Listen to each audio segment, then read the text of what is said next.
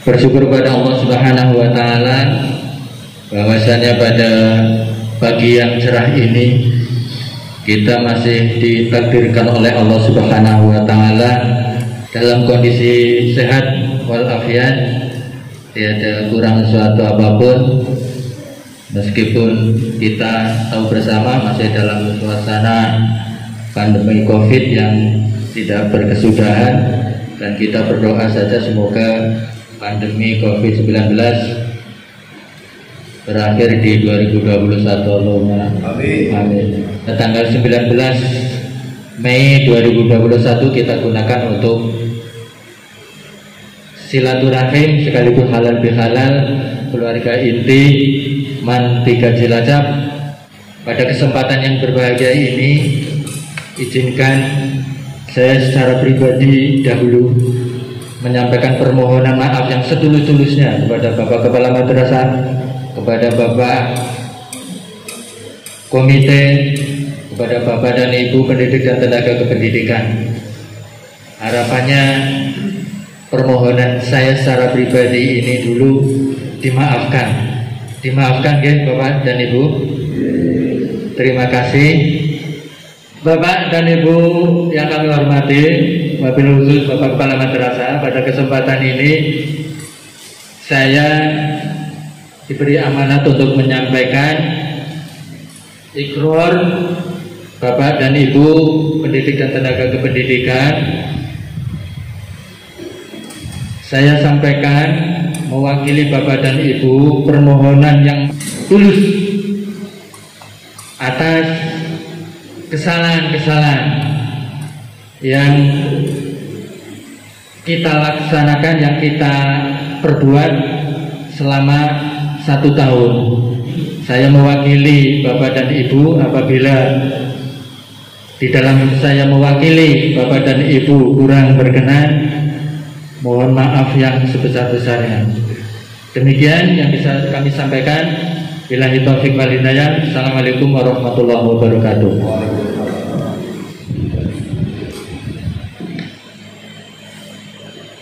Assalamualaikum warahmatullahi wabarakatuh.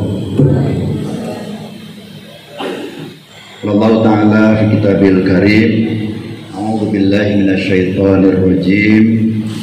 Walitukmilul iddata walitukabbirallahu ala ma hadakum wa la'allakum tashkurun. Mari pesan minal aidin wal faizin. Semoga kita kembali kepada agama yang tulus untuk saling memaafkan, saling melupakan, bukan sekedar menghapus, tapi membuat lembaran baru.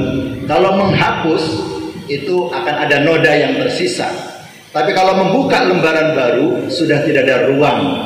Ada dendam, ada benci, ada iri, ada dengki dalam hati ini. Sejak saya di sini Pak KTU, Pak Wahidin, saya tidak merasa disakiti oleh guru-guru di sini. Saya tidak merasa ada yang mendendam, ada yang membenci, ada yang mungkin ngerasani. Saya tidak tahu itu, dan saya tidak menganggap ada dosa di antara kami dan mereka. Tetapi sebagai adabnya sesama muslim, baiklah kita saling memaafkan. Saya pun begitu Pak KTU, juga di hadapan teman-teman Bapak Ibu guru dan pegawai. Tentu yang banyak salah saya di mimbar yang resmi ini, saya sampaikan mohon maaf yang sebesar-besarnya, dengan doa semoga amal-amal yang kita lakukan, terutama sejak saya berada di sini, menjadi amal soleh, amal kebaikan yang Allah terima. Taqabbalallahu minna wa minkum minal aidin wal faizin. Mari kita mulai lebaran baru dengan semangat Idul Fitri 1942 Hijriah. Demikian, subhanakallahumma wa bihamdik asyhadu an la ilaha illa anta astaghfiruka wa atubu ilaik. Wal 'afu minkum. Wassalamualaikum warahmatullahi wabarakatuh. Assalamualaikum warahmatullahi wabarakatuh. Alhamdulillahillazi arsala rasulahu bil huda wa dinil haq liyudhhirahu 'ala dini kullihi wa kafa billahi shahida. Asyhadu an la ilaha illallah wahdahu la syarika lah wa asyhadu anna sayyidana Muhammadan abduhu wa rasuluhu la nabiyya ba'dah. Amma ba'du. Pada hari ini, pertama mari kita panjatkan puja dan puji syukur kepada Allah Subhanahu wa taala bahwa kesempatan pagi ini kita bisa berkumpul dalam rangka silaturahmi, berkumpul dalam rangka ikrar tadi sudah disampaikan oleh KTU. Ternyata Pak Edi Sabat juga kayak kiai bisa banyak sekali, apa yang disampaikan juga bagus, termasuk Pak Kepala Madrasah apalagi sudah banyak mengisi rohani kita tadi, apa yang disampaikan dari berbagai literasi yang dibaca. Bapak Ibu yang kami hormati, yang jelas ini wong Jawa, yang pertama asas silaturahim penting kita lestarikan. Sebab wong Jawa kena kadung jengkel marini angel, untung mana badan, karena badan udah kita angel, dan dia dendam jalan jengkel, karena ngomong angel, untung mana badan. Ya setahun pisan remaja.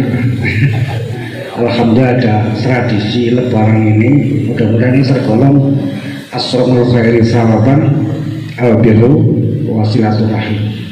Cepat-cepat saya pahala katanya orang yang senang silaturahim, dan cepat-cepat saya siksa wong sing senang medot silaturahim. Sebelum saya ikrar mewakili teman-teman komite, juga ikrar mewakili teman-teman di kantor Komite Agama Kabupaten Cilacap. Yang jelas Pak Kepala tidak bisa hadir secara pribadi di sini karena hari ini ada acara di Dayak Luhur jauh di mim daya luhur, dan juga teman-teman Penma jadikan madrasah yang kurang lebih maaf kami akhiri wabarakatuh muafiq bila kami tarik. Assalamualaikum warahmatullahi wabarakatuh. Warahmatullahi wabarakatuh.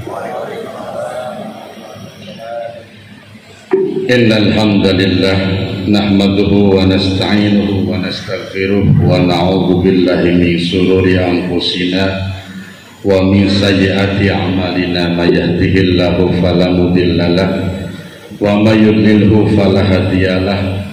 Qala Allah ta'ala fi kitabihil karim a'udzu billahi minasyaitonir rajim. Bismillahirrahmanirrahim. Wasari'u ila magfiratin min rabbikum wa jannatin arduha as-samawati wal ardu 'iddat lil muttaqin. Wa qala an-nabiyyu sallallahu alaihi wa alihi wasallam man ahabba ayyumsata fi rizqihi wa yumsa fi atharihi falyusil rahimah. Wa qala al-ulama laysal 'id liman labisal jadid walakinnal 'id liman ta'atuhu tajid. Wa qala fi ukhra laysal 'id liman tuzayyin wal markub walakinnal 'id liman ghufirat dzunub. Amma ba'du. Al-Mukarram Al-Alim Al-Allamah Bapak Kiai Haji Jasmin MPD, yang sebenarnya acara intinya barusan sudah disampaikan oleh beliau, yang mana beliau setiap ngasih pembinaan di sekolah saya paling suka menyimak dan mendengarkan karena bahasa-bahasanya santai, bermakna, enak dipahami dan tidak bikin ngantuk. Saya teringat mantan Kepala Biro Kepegawaian Pusat Bapak Haji Johari yang menyerahkan SK tahun 2005 dahulu, persis banget beliau ketika menyampaikan sambutan. Jadi kalau beliau sudah nyambut, semuanya setelahnya grogi semua, apalagi sekelas saya, kalah umur, kalah ilmu, kalah tua, kalah sugih, jadi kalah semuanya. Jadi nyuwun sewu Pak Kiai nek kula matur asal-asalan dulu. Wis grogi tisit. Saya ceramah depan menteri, depan wali kota nggak pernah segrogi ini. Tapi ceramah di mana di sini ada Pak Jasmin, ada kepala sekolah, apalagi Bapak Ibu sekalian yang semuanya sudah alim al-alamah. Jadi nggak pantas kalau bahasanya tausiah atau ceramah, mungkin lebih kepada ngobrol-ngobrol singkat saja. Yang saya hormati teman saya Al-Haj Yai Bapak Nur Huda selaku komite di Mantiga, yang saya hormati Kepala TU Mantiga, dan ternyata Kepala TU ini selain baginda Rasulullah SAW juga salah satu yang akan memberikan syafaat nanti di hari kiamat, yaitu Edi Safangat. Jadi nggak main-main Pak Jasmin, Kepala TU-nya Edi Safangat, jadi insya Allah akan memberikan syafaat nanti. Kemudian Kepala TU juga dari MPS yang tadinya dari Mantiga yaitu Bapak Wahidin, Kepala Sekolah Mantiga Bapak Kiai Haji Al-Alim Al-Allamah Bapak Mahmudin SPD MAG. Jadi kalau Bapak Ibu sekalian yang masih usia muda, lagi hamil atau mau punya anak nanti rencana hamil, nanti kalau punya anak kepengen jadi pejabat, minimal jadi kepala sekolah, kasih nama belakangnya kalau laki-laki yang ada dinnya, karena sudah terbukti Mahmudin ala wajlin maf'ulin itu jadi kepala sekolah. Kemudian kepala sekolah saya di MTS 5 PLT yaitu Bapak Wahyudin. Kemudian saya pernah punya kepala sekolah pertama diangkat PNS di Man 8 Jakarta Timur, namanya Muhammadin, orang Maluku, Muhammadiyah. Kemudian sekolah istri saya MTS 38 dulu namanya Din semua. Yang pertama kepala sekolah pertama Burhanuddin, yang kedua diganti lagi Muhyiddin, yang ketiga diganti lagi Zainuddin, dan yang keempat Samsuddin. Itu Din semua. Insya Allah nanti pengganti kepala sekolah Mantiga juga di belakangnya ada Din. yaitu Nuryadin atau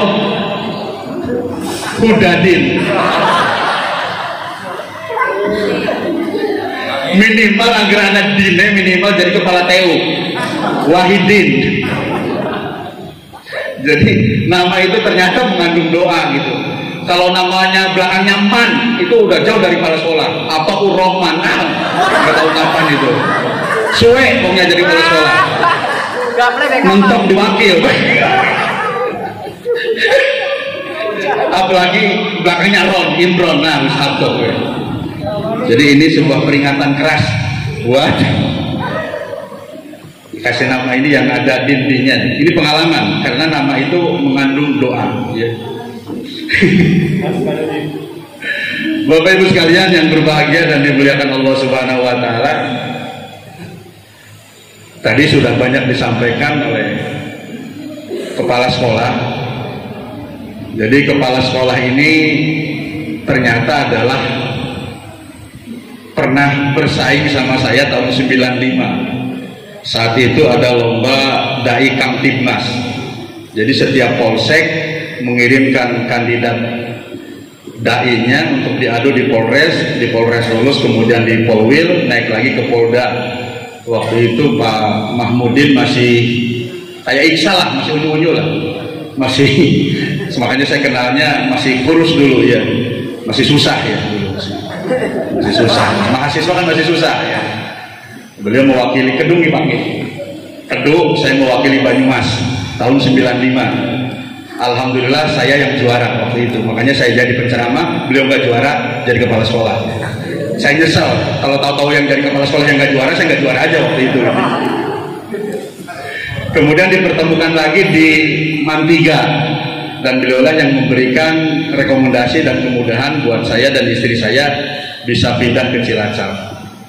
Yang kedua, saya juga dipertemukan dengan teman lama saya yang tahun 91 teman badminton di Pondok Pesantren Al Hidayah, yaitu Ustadz Al-Alim Al-Hafidh Ustadz Attaur Rahman. Waktu itu masih kurus, 25 tahun ketemu belum juga gemuk, jadi pada baik ya, masih kurus ya. Kemudian saya juga dipertemukan dengan teman lama saya yang bareng satu angkatan di IAIN dan bareng satu pesantren, Mbak Ella Wahyuni. Waktu itu saya santri putra, beliau santri putri. Dan saya baru tahu ternyata kata Mbak Ella, saya itu dulu semua santri putri yang jumlahnya 200 naksir saya semua, kecuali Ella Wahyuni. Dia nggak naksir saya berarti orang normal.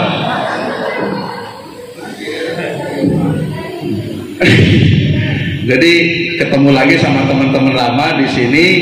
Jadi saya masuk Mantiga ini sudah nggak asing lagi Pak Jasmin ya, karena banyak teman-teman dan hampir setiap hari saya badminton di Gor ini sama Pak sama beberapa teman di sini. Jadi Mantiga ini sebenarnya nggak asing dan sebenarnya saya pengennya di Mantiga, cuman suaminya Mbak Ella tidak membolehkan saya di Mantiga dengan alasan suami istri katanya. Lanang wadon ora pantas ning sekolahan. Saya sedang berdoa mudah-mudahan Mas Imam dapat hidayah dari Allah Subhanahu Wa Taala. Bapak Ibu sekalian yang berbahagia dan dimuliakan Allah Subhanahu Wa Taala, saya dikasih waktu cuma setengah jam sama pimpinan. Jadi setengah jam ini saya akan gunakan menambahkan apa yang sudah disampaikan Bapak Kiai Haji Jasmin. Tadi beliau sudah menerangkan tentang silaturahim.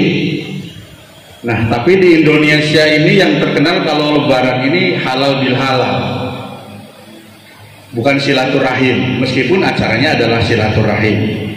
Ada seorang dosen sastra Arab di IAIN Sunan Kalijaga tahun 90-an, beliau jadi dosen di IAIN Sunan Kalijaga, melihat fenomena Indonesia yang setiap Lebaran, setiap Idul Fitri ada acara halal bihalal, dia bingung.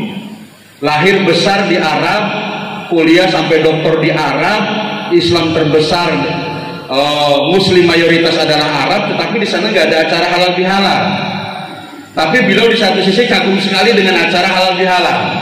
Maka tahun 90-an beliau nulis satu makalah, di mana makalah ini pernah disampaikan oleh dosen saya almarhum mantan rektor ketua IAIN Bapak Kiai Haji Hari Risofa pada pelajaran khusus adabiyah, pamannya dari Mas Taur Rahman, beliau menyampaikan tulisannya itu adalah al-halalu bil halali muktabasun min kalimatil arab walakinnal arab la yastamiluna hadhil kalimah wa hum yaquluna hadhil kalimah a'fu anni wa a'fu ankum. Jadi halal bihalal itu diambil dari bahasa Arab. Halal bi halal itu semuanya tulisan Arab. Walakinnal arab la yastamiluna hadhil kalimah, tetapi orang Arab sendiri tidak kenal dengan pelaksanaan halal bihalal ini. Jadi aneh, karena yang namanya di Arab, di Madinah, di Mekah, di Mesir, di Kairo, orang setiap selesai acara Idul Fitri, sholat itu langsung pulang ke rumah, nggak ada salam-salaman. Setelah itu mereka bawa makanan enak, datang ke tempat rekreasi, kebun binatang dan sejenisnya, makan-makan, setelah itu pulang lagi, udah selesai. Tapi di Indonesia ketika setelah sholat Id salaman sampai panjang sekali. Bahkan di kampung istri saya di Gelempang Pasir itu kalau nggak ada COVID, setiap sholat itu salamannya aja bisa 2 jam. Jadi orang keluar masjid itu udah jam 9 baru keluar masjid, baru selesai, karena satu persatu salaman keliling semua. Nanti setelah itu dari rumah ke rumah, bahkan 1 minggu setengah bulan belum kelar, di kantor ada seperti sekarang ini. Sehingga ini adalah merupakan tradisi yang luar biasa, tradisi yang tidak ditemukan, kekayaan lokal yang tidak ada di luar Indonesia, hanya di Indonesia saja. Bahkan tradisi mudik itu sendiri, itu yang paling ramai di Indonesia, kedua Pakistan. H-min seminggu, kalau tidak ada COVID, orang Jakarta sudah ribut dengan mudik. Seperti saya, 20 tahun merantau di Jakarta, duit dikumpulin setahun buat acara cuman 1 minggu di kampung. Sertifikasi habis, gaji entong, wis entong-entongan kabeh pada Asmin. Makanya saya segera pindah ke Cilacap supaya tidak mempersiapkan untuk acara mudik. Orang gue amplop tapi orang usah ngetokna duit sing akeh. Jadi saya itu kalau sebulan full itu saya dikontrak sama Kementerian Perhubungan yang sekarang menterinya 2 periode.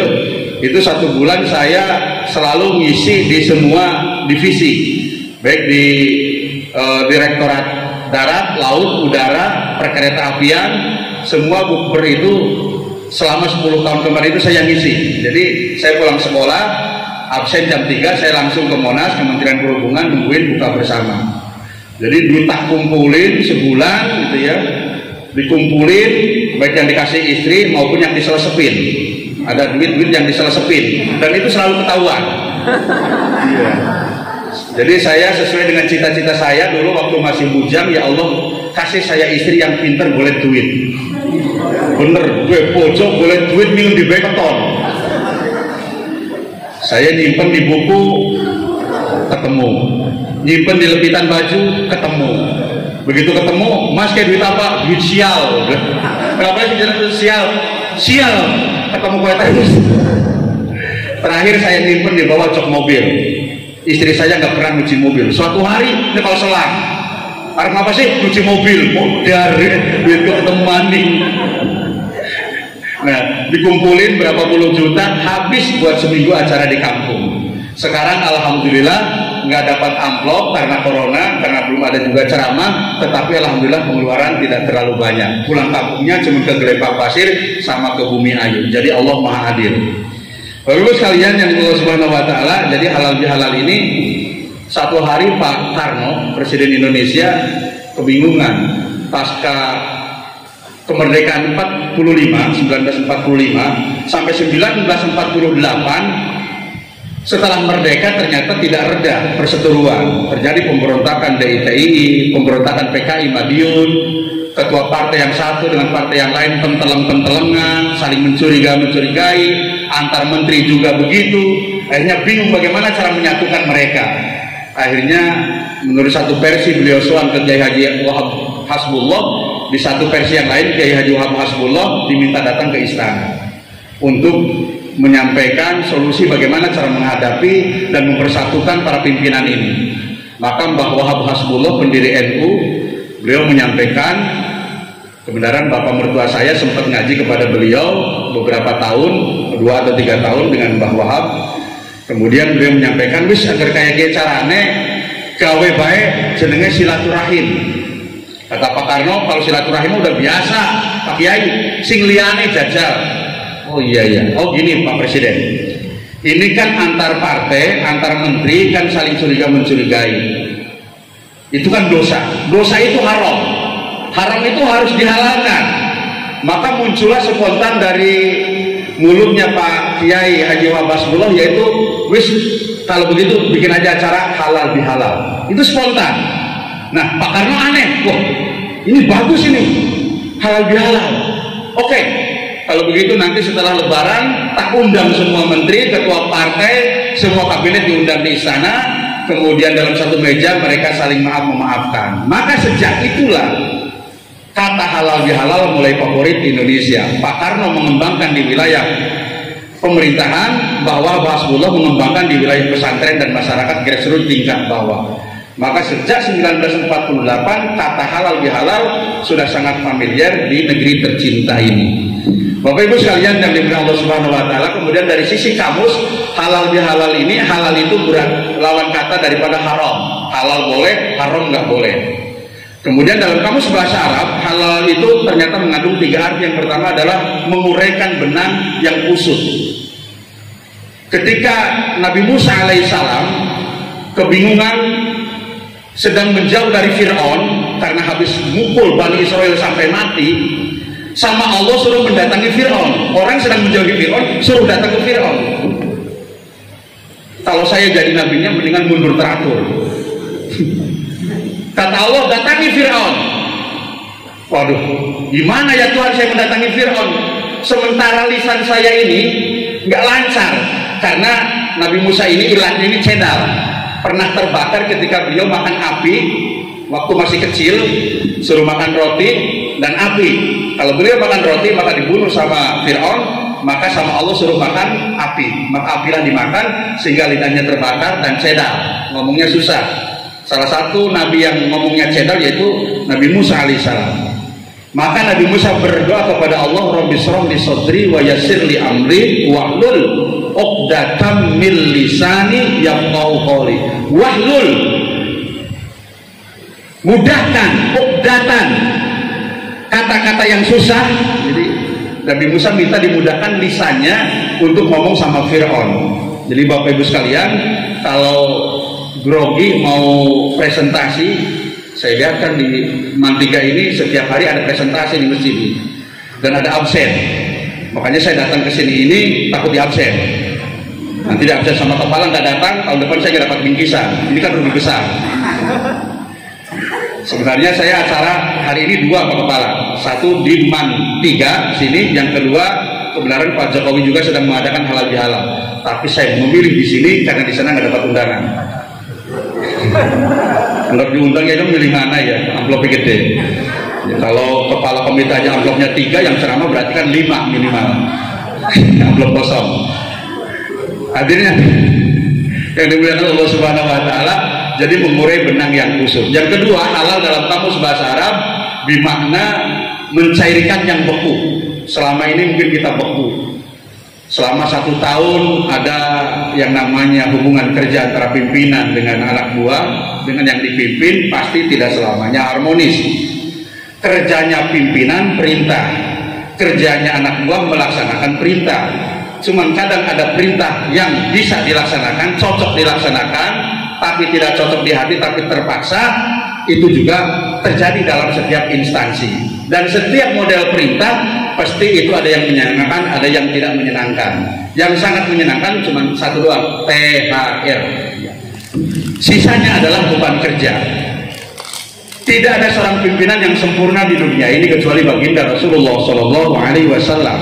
Sesempurna baginda saja masih Rasulullah dikritik. Ketika apa? Ketika pembagian harta rampasan ketika dalam perang Badar. Ada orang yang iri ketika dikasih rampasan sampai protes kepada Nabi. Inilah cikal bakalnya muncul aliran-aliran yang sesat di kemudian hari. Apalagi sekelas pimpinan, kepala sekolah, kepala madrasah, kepala apapun, pasti tidak ada sempurnanya. Seorang pimpinan pasti akan dibicarakan, dan biasanya dibicarakannya bukan baiknya tapi kurangnya. Nanti pimpinan ini akan kelihatan baik setelah pindah atau setelah mati. Kalau bahasa tadi Pak Jasminnya, kayak kuburannya kayak wong itu beli banget, nyengitip banget, nanti kuburannya baik pasti diomelin gitu Bapak Ibu sekalian. Nah Bapak Ibu sekalian, maka forum ini adalah sangat berharga dan sangat membahagiakan karena tadi sudah terjadi saling maaf-memaafkan. Saya nggak ikut saling maaf-memaafkan karena sudah diwakili sama ketua saya Pak Jasmin tadi untuk meminta maaf dan memberikan maaf. Bapak Ibu sekalian yang dimuliakan Allah Subhanahu wa taala, kita lebaran dalam suasana yang kurang menyenangkan di mana Covid bukan semakin menurun tetapi dengan peristiwa kemarin kesalahan fatal dari seorang Menteri Kesehatan India yang mengumumkan bahwa India sudah bebas dari Covid dengan alasan dari 130.000 kasus menjadi cuma 11.000 kasus, dianggap India sudah bebas dari Covid, sehingga mereka merayakan acara di pinggir Sungai Gangga sebanyak 5 juta orang. Dan hari itu juga terkonfirmasi 213.000 orang positif COVID-19, dan sampai hari ini setiap hari 4.000 orang meninggal dunia dibakar karena begitu cepatnya penularan COVID dengan model baru tersebut. Bapak Ibu sekalian yang dimuliakan Allah Subhanahu wa taala, makanya lebaran tahun ini sedikit ramai dibandingkan tahun kemarin. Meskipun sudah diwanti-wanti sama Gubernur Jawa Tengah ataupun sama Presiden, tetap saja bobol, tetap saja banyak yang pulang. Contohnya Widara Payung kemarin kata Pak Jasmin seperti semut, orang begitu banyak. Dan saya jujur termasuk orang yang sangat khawatir jangan sampai terjadi seperti India karena perkumpulan orang yang begitu banyak. Tahun 2016 itu adalah puncaknya kemacetan Indonesia.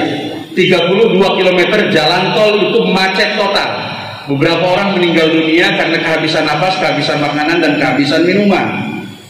Waktu itu saya masih ingat ada teman saya biasanya pulang Hamin seminggu kalau nggak ada khotbah di Jakarta. Hamin seminggu sudah di Cilacap, teman saya pulang hari Jumat pagi. Saya telepon Jumat sore masih di Brebes.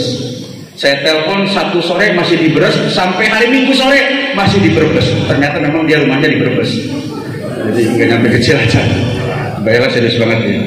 Jadi kemacetannya luar biasa. Perpindahan penduduk tercepat sedunia itu adalah Lebaran, mengalahkan tahun baru internasional 1 Januari. Luar biasa. Tetapi kemarin tidak terlalu macet, cuma motor saja sampai 9 km. Itu pun sudah membuat payah dan repot para penjaga keamanan, polisi dan teman-temannya.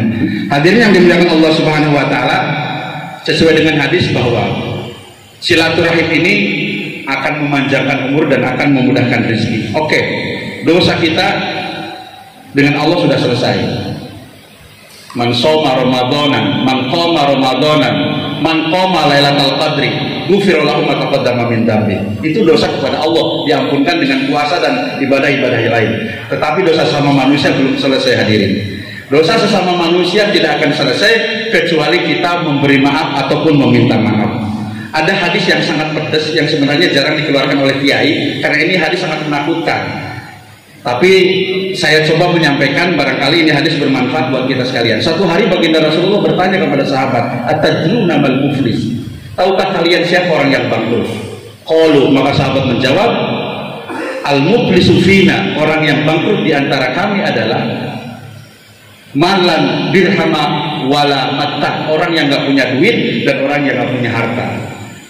Qala, maka Rasulullah menjawab, "Innal muflisa min ummati," sesungguhnya orang yang bangkrut dari umatku adalah man ya'ti yaumal qiyamah, orang yang datang nanti di hari kiamat bisolatin dengan membawa pahala sholat, ahli sholat 5 waktu, qobliyah, ba'diyah, tahajud, duha, wasiyamin, dan dia membawa pahala puasa, bukan hanya Ramadan tapi puasa Daud, puasa Senin Kemis, dan puasa-puasa sunnah yang lain.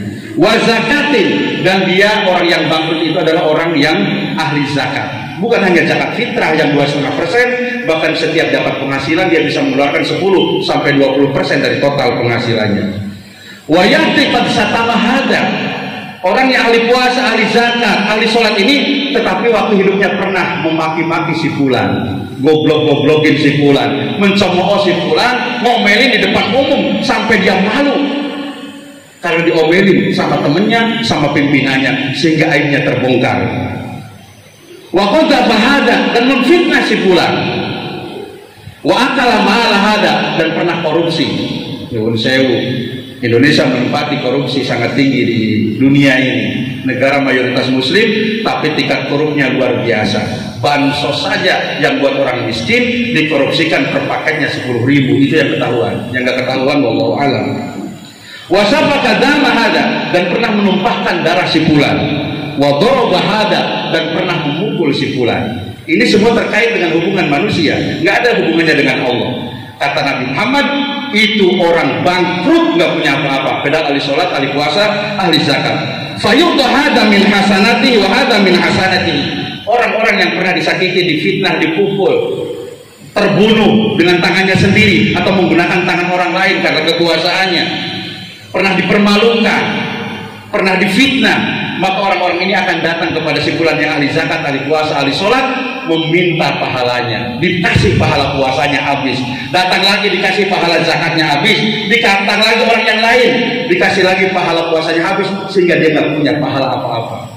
Allahu Akbar. Jidat sampai hitam karena sujud dan duha, harta sampai habis buat zakat, badan sampai kurus karena puasa yang luar biasa. Tetapi kata Rasulullah, di hari kiamat dia bangkrut, tidak punya apa-apa karena semua pahalanya dikeruk oleh orang-orang yang pernah disakiti oleh dia. Kemudian belum selesai, masih datang lagi sekelompok orang, padahal pahalanya sudah habis. Kata Nabi, maka dosa orang yang menuntut terhadap orang yang baik tersebut, ahli zakat puasa, maka dosanya dipindahkan kepada orang yang ahli ibadah. Allahu Akbar. Faturiha finnar, maka orang yang ahli zakat, ahli puasa, ahli zakat itu digeret ke dalam neraka. Gara-gara apa? Hubungan hablum minan nasnya rusak.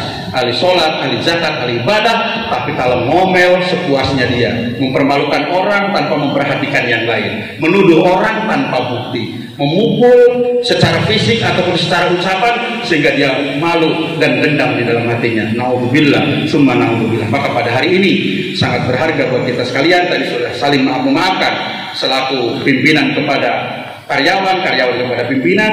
Maka pada hari ini mudah-mudahan dosa kita diampunkan, tidak hanya kepada Allah tetapi juga sesama manusia. Amin ya rabbal alamin. Mudah-mudahan bermanfaat. Dan Allah ya ajmain. Assalamualaikum warahmatullahi wabarakatuh. Assalamualaikum warahmatullahi wabarakatuh. Allahumma salli wa sallim ala sayyidina Muhammad wa ala ali sayyidina Muhammad sayyidil awwalin wal akhirin wa sallim wardallahu tabaraka wa ta'ala min ashabi rasulillah ajma'in. Allahumma salli wa sallim ala sayyidina Muhammad salatan tunjina biha min jami'il ahwali wal afat wa taqdi lana biha jami'al hajat wa tutahhiruna biha min jami' syai'at wa tarfa'una biha indaka 'ala darajat wa tuballighuna biha aqsal ghayat min jami'il khairat fil hayati wa ba'dal maut. Rabbana dhalamna anfusana wa illam taghfir lana wa tarhamna lanakunanna minal khasirin.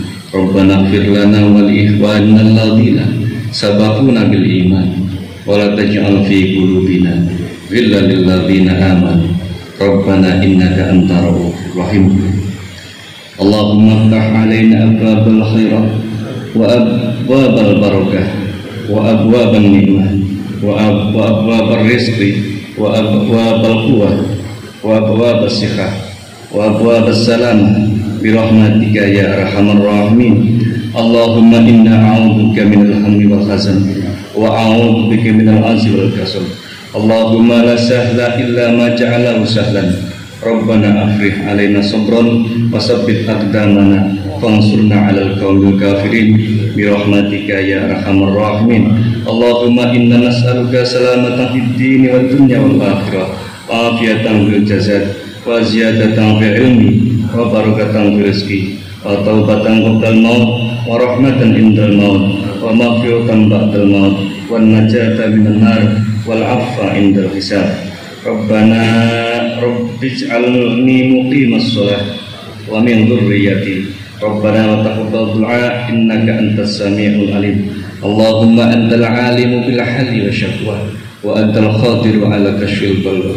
Najjina min hadhil fitnatil kubra fa innaka kunta waqul bil haqq wa kana haqqan 'alaina nasrul mu'minin bi rahmatika ya arhamar rahimin.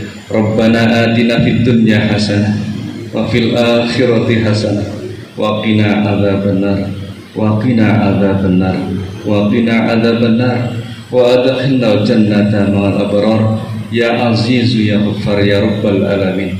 Subhana rabbika rabbil izzati amma yasifun wa salamun alal mursalin walhamdulillahi rabbil alamin. Al-Fatihah.